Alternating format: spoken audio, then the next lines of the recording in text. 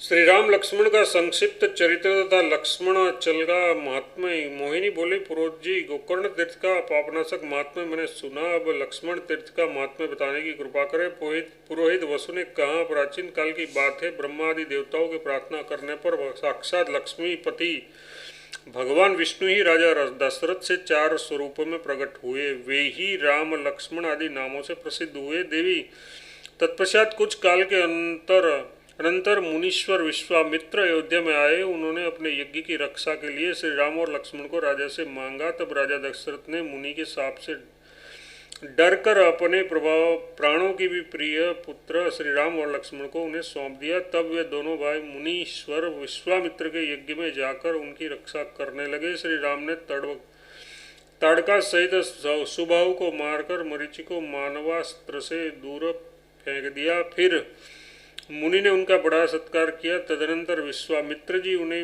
राजा विदेह के नगर में ले गए।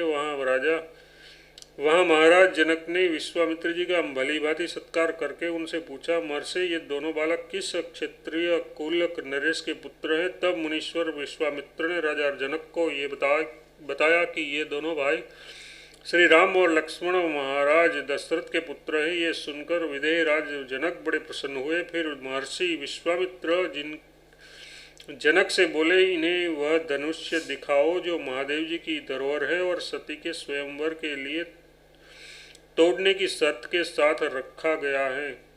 विश्वामित्र जी का ये वचन सुनकर राजा जनक ने तत्काल 300 सेवकों द्वारा उस धनुष को मंगवाकर आदरपूर्वक उन्हें दिखाया।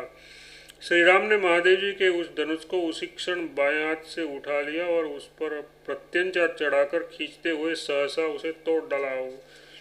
इससे मिथिला नरेश को बड़ी प्रसन्नता हुई। उन्होंने श्री राम और लक्ष्मण की पूजा करके उन्हें वैदिक विधि के अनुसार अपनी दोनों कन्याएं दे दी।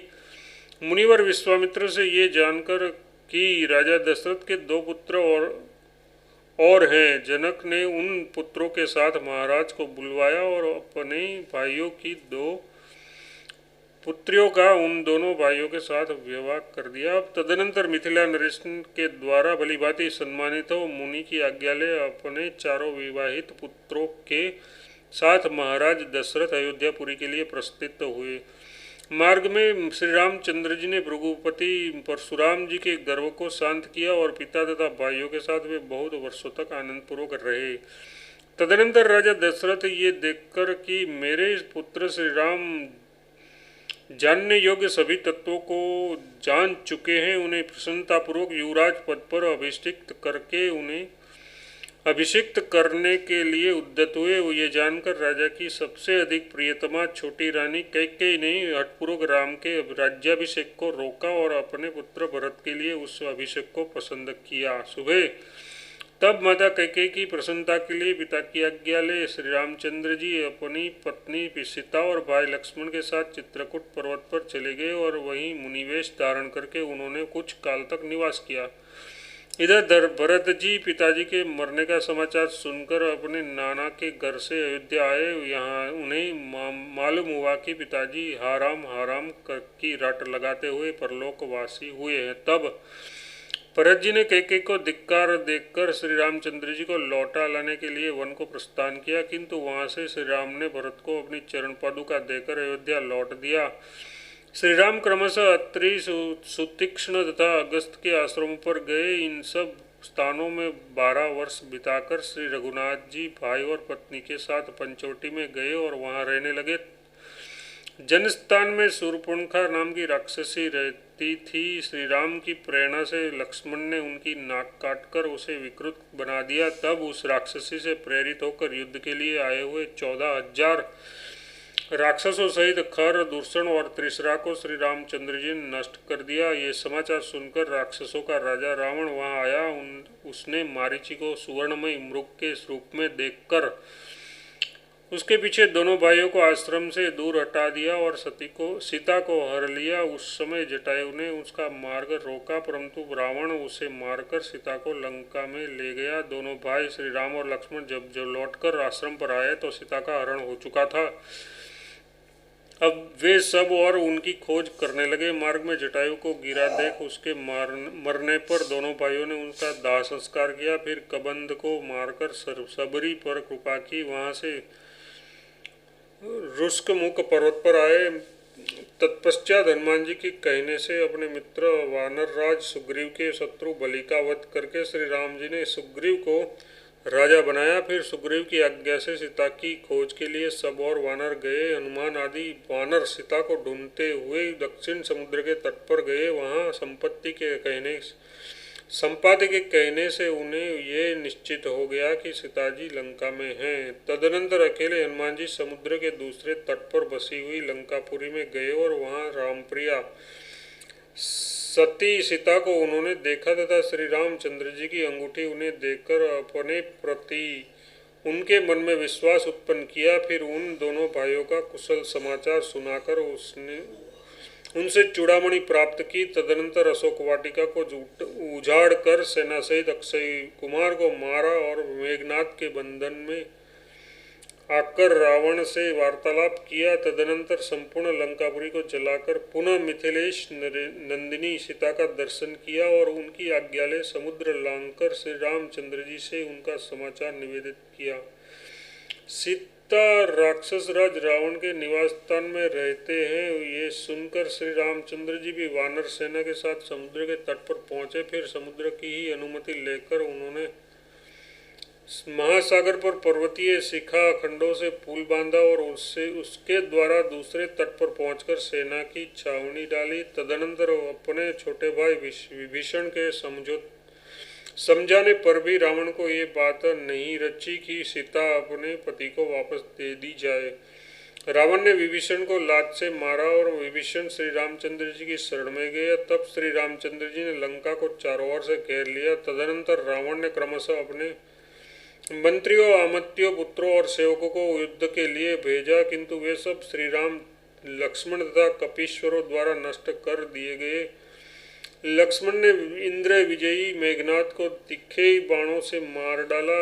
इधर श्री राम ने भी कुंभकर्ण तथा रावण को मौत के घाट उतार दिया। उसके बाद श्री राम ने अपनी प्रियतम सीता की अग्नि परीक्षा ली और विभीषण को राक्षसों का आधिपत्य लंका तथा एक कल्प की आयु देखकर अपनी प्रतिज्ञा पूरी करके सुग्रीव और विभीषण के साथ पुष्पक विमान द्वारा अयोध्या को प्रस्थान किया। भरत जी नंदीग्राम में रहते थे, उन्हें साथ लेकर श्री रामचंद्र जी अयोध्या में गए। फिर चारों भाइयों ने अपनी सब माताओं को प्रणाम किया। तदनंतर पुरोहित वशिष्ठ जी की आज्ञा लेकर भाइयों ने श्री रामचंद्र जी का राजा के पद पर अभिषेक किया। भगवान श्री राम भी प्रजा का औरस पुत्र की भांति पालन करने लगे। धर्म के ज्ञाता श्री राम ने लोक निंदा से डरकर सीता देवी को त्याग दिया। गर्भवती सीता वाल्मीकि मुनि के आश्रम पर जाकर सुख से रहने लगी। वहां उन्होंने 2 पुत्र उत्पन्न किए जिनके नाम थे कुश और लव। महर्षि वाल्मीकि जी ने उन दोनों के जातकर्म आदि संस्कार शास्त्रोक्त विधि से किए। उन उदार बुद्धि महर्षि ने रामायण महाकाव्य की रचना करके उन दोनों बालकों को पढ़ाया। वे दोनों बालक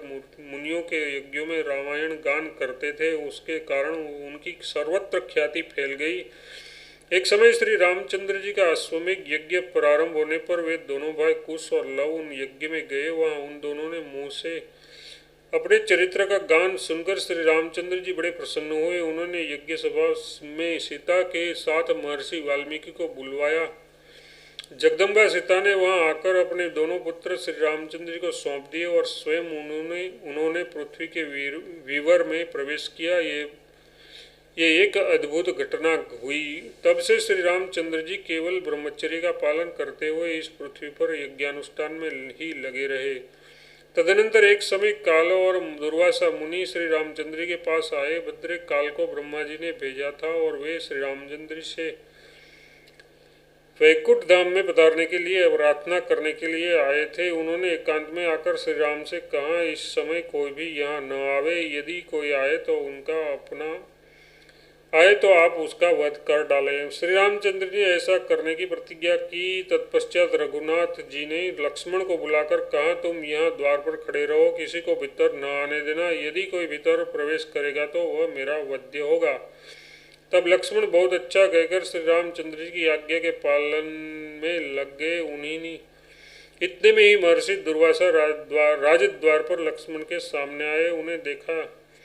उन्हें आया देखकर लक्ष्मण ने प्रणाम करके कहा, भगवान 2 घड़ी प्रतिज्ञा कीजिए। इस समय श्री रघुनाथ जी मंत्रणा में लगे हैं। उन्होंने लक्ष्मण की बात सुनकर उनसे क्रोधपूर्वक कहा, मुझे भीतर जाने दो, नहीं तो मैं अभी तुम्हें भस्म कर दूंगा। दुर्वासा का वचन सुनकर लक्ष्मण जी घबरा गए। वे मुनि से भयभीत हो अपने बड़े भाई को उनके आगमन की सूचना देने के लिए स्वयं भीतर चले गए। लक्ष्मण को आया देख कालदेव उठे।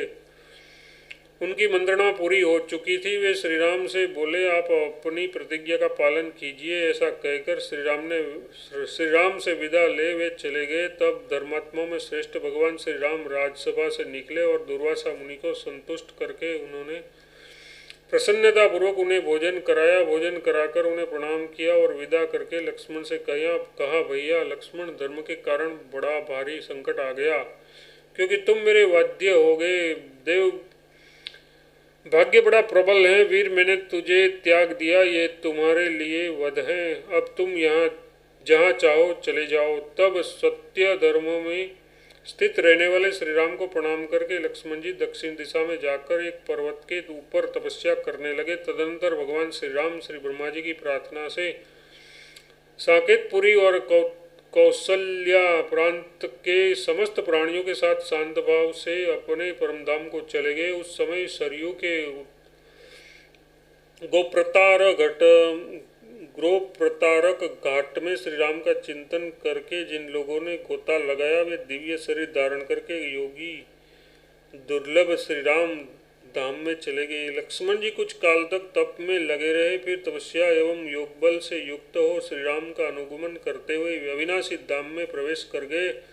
सुमित्रा नंदन लक्ष्मण ने उस पर्वत को प्रतिदिन अपने सानिध्य का वर दिया और उस पर अपना अधिकार रखा। अतः वह लक्ष्मण जी का उत्तम क्षेत्र है। जो मनुष्य लक्ष्मण पर्वत पर भक्तिभाव से लक्ष्मण जी का दर्शन करते हैं, वे कृतार्थ होकर श्री हरि के धाम में जाते हैं। उस तीर्थ में सुवर्ण गौ भूमि तथा अश्व के दान की प्रशंसा की जाती है। वहाँ किया हुआ दान, होम, जप और पुण्य कर्म सब अक्षय होता है।